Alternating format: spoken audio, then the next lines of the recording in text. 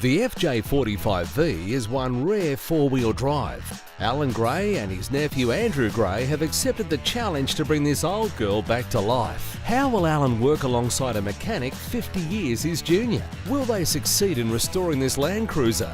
And all within budget.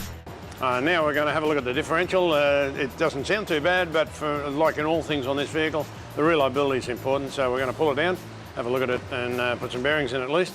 If I can find me offshoot mate here somewhere, we'll give a bit of a hand.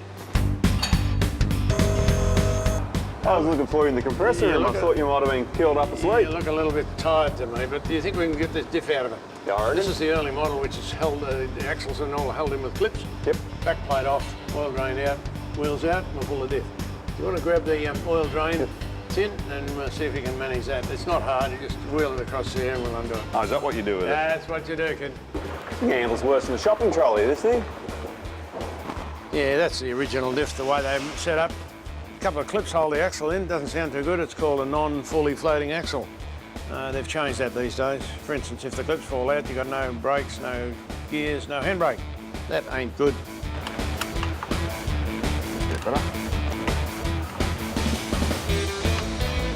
If I take the filler plug out, it'll allow the oil to run out a lot quicker. But the oil in this is quite clean, but it's got some metal in it. It's a pity there wasn't some way of checking that. Oh, funny you should say that. Got a newfangled invention here. It's called an oil sample kit. Oil sample kit. Yeah. I've heard about them, I've never really seen one. So in actual fact, this is prepaid. It is, yeah. It's all posted, including the price of the purchase. And so you can put diff oil, engine oil, or gearbox oil in there? Yep, you can even get ones that'll do coolant and fuel as well.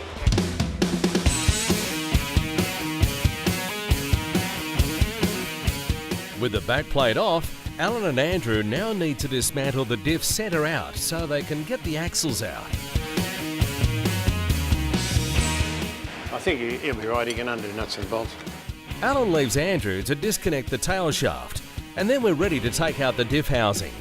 Alan starts his diagnosis of the diff, which will tell him whether he just needs a new set of bearings or a whole new crown wheel and pinion. So the marking gives me an idea of just where the tooth contact is. And over a period of time you learn what's good and what's bad, what's going to be noisy, what's going to crack teeth.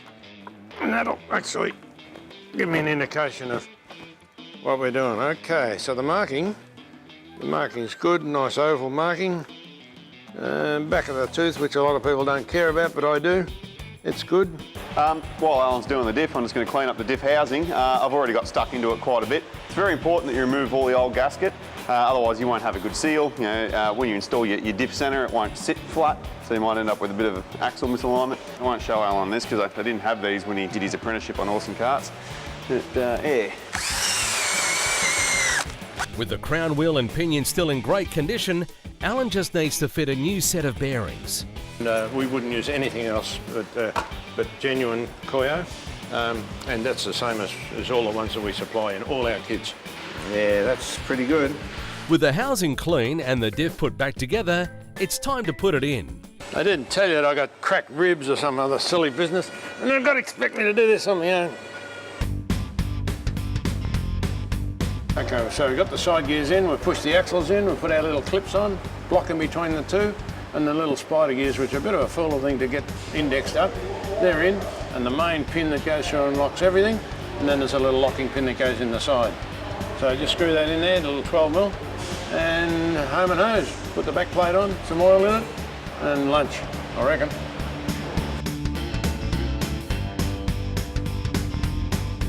Okay, so we've finished the diff. A little bit of fiddling around, but it's pretty good. But the vehicle should be pretty right mechanically now. Actually, I've done most of the work.